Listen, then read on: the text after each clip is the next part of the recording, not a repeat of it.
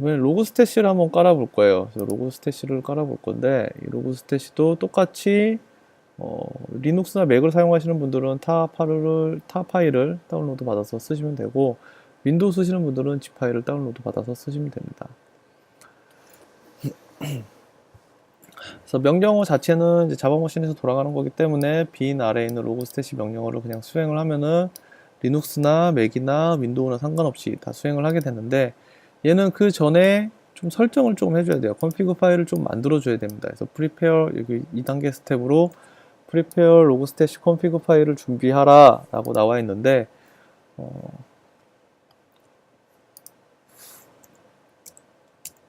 예, 그 파일이 제가 준비해 놓은 요 소켓 언더바 3.conf라고 하는 파일입니다.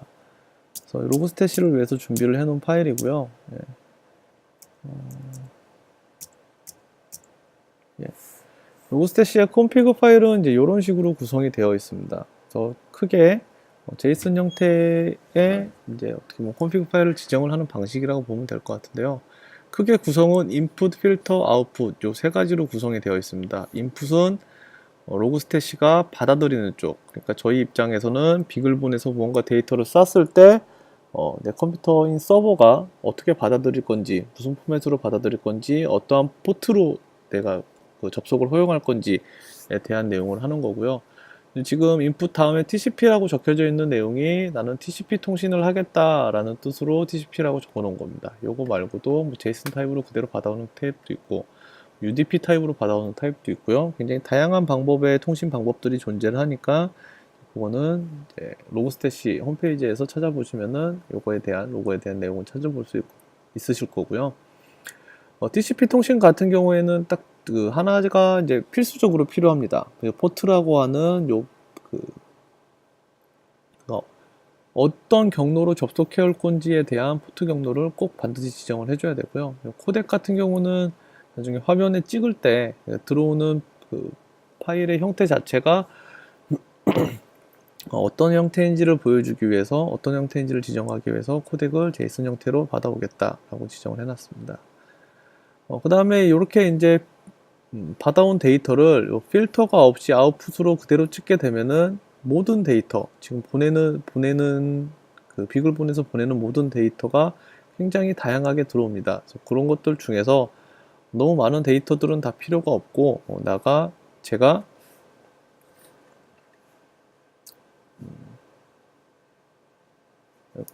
넘어갔는데, 네. 제가 꼭 필요한 데이터만 저장을 하기 위해서 필터라고 하는 과정을 거쳐서 필요 없는 부분을 삭제를 하기 위한 구문이라고 보면 될 것 같아요. 그래서 mutate, remove field라고 하는 요 구성 과정을 거쳐서 각각의 내용들을 요러한 키 밸류들은 삭제를 하겠다라고 지정을 해 놓은 거고요. 마지막으로 아웃풋 같은 경우는 로그 스태시가 들어오는 로그들을 정제를 제이슨 타입으로 잘 했는데, 그것들을 엘라스틱 서치로 던져줘서 엘라스틱 서치에 보관을 하고 저장을 하고 나중에 불러올 수 있도록 하는 그런 구조가 필요합니다.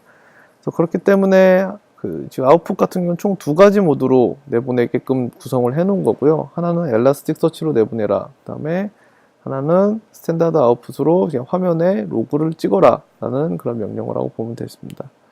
그래서 엘라스틱 서치에는 호스트라고 해서 127.0.0.1로 되어 있는데, 제 서버 자체에 지금 엘라스틱 서치가 돌아가고 있기 때문에 요거는 로컬 호스트하고 동일한 뜻을 지닌다 라고 생각을 하면 되고요.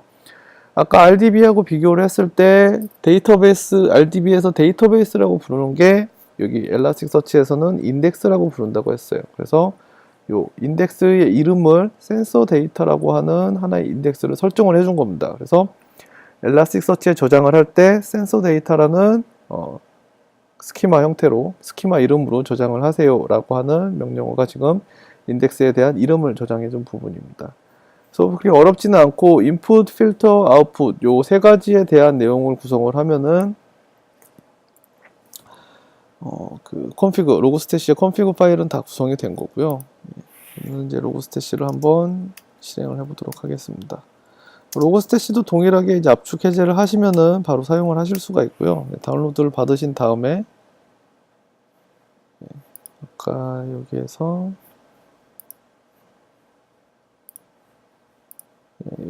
버튼을 눌러서 다운로드를 받고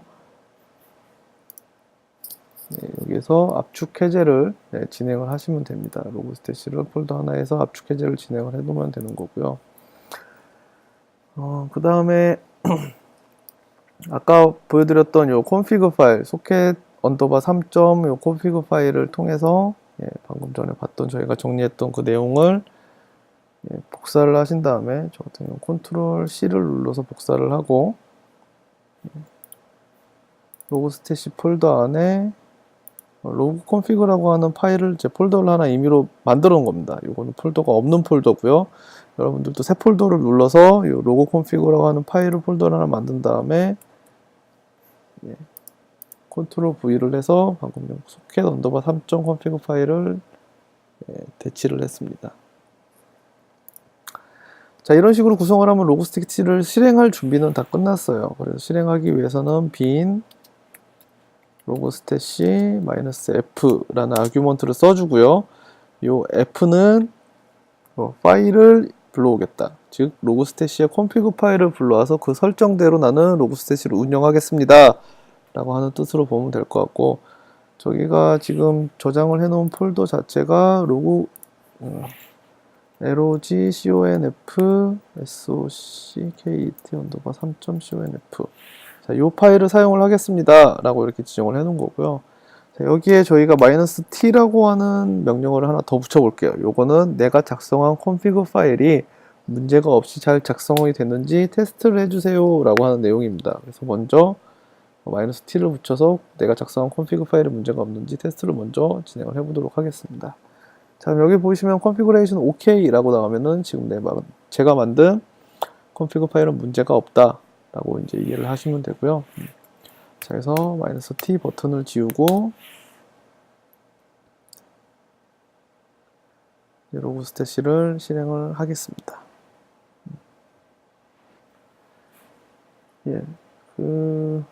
지금 이 로그스태시 파일을 잠깐만 보도록 할게요.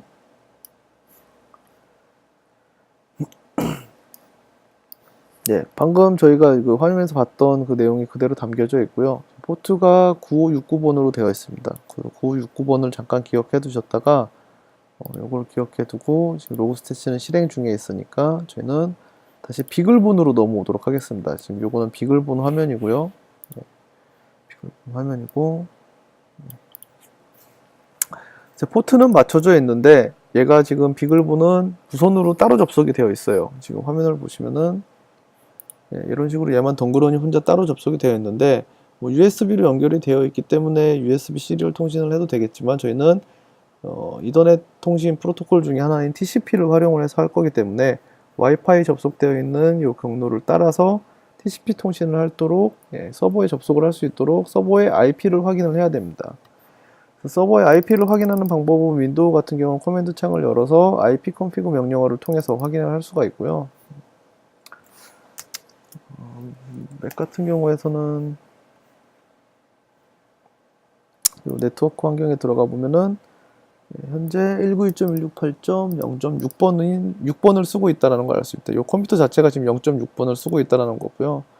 그래서 여기서 코드를 조금 수정을 해주겠습니다. 그래서 여기서 호스트라고 하는 애가 로그스태시가 깔려 있는 그 컴퓨터의 IP 주소가 지금 필요한 겁니다. 그래서 192. 컴퓨터 IP 어드레스를 입력을 해주면 되고요. 저장을 해보도록 하겠습니다. 자, 이러면 데이터를 받을 준비는 다 끝났어요. 그래서 아래쪽에서 5초마다 한 번씩 그 랜덤 데이터를 생성을 하고 위쪽에서는 얘가 지금 그 데이터를 보내기 위한 준비 과정을 다 거쳐 놓은 거고요. 실질적으로 데이터를 보내는 명령어 자체는 log.trace라고 하는 이 명령어가 데이터를 이 호스트에게 쏴주는 그런 명령어라고 보면 될 것 같습니다. 요 샌드 메시지 같은 경우는 랜덤 변수를 담아가지고 지금 하나의 제이슨 형태로 구성을 해 놓은 거고요. 로그스태시 데이터를 보낼 때 제가 아까 이 화면에서 코덱을 제이슨으로 해놨기 때문에 제이슨 형태로 보내야지만 데이터가 잘 들어오게 됩니다. 지금 이제 데이터를 쏴주게 되면은 이런 형식으로 데이터가 들어올 텐데요. 데이터가 잘 들어오는지 한번 확인을 해보도록 하겠습니다. 로그 스태시 파일은 끄지 말고 이렇게 냅두고 있으면은 여기 로그가 들어오는 걸 이제 자연스럽게 알아서 표현을 해주게끔 되어 있고요. 이제 요 IGOT 비글본에서 실행을 해보도록 하겠습니다.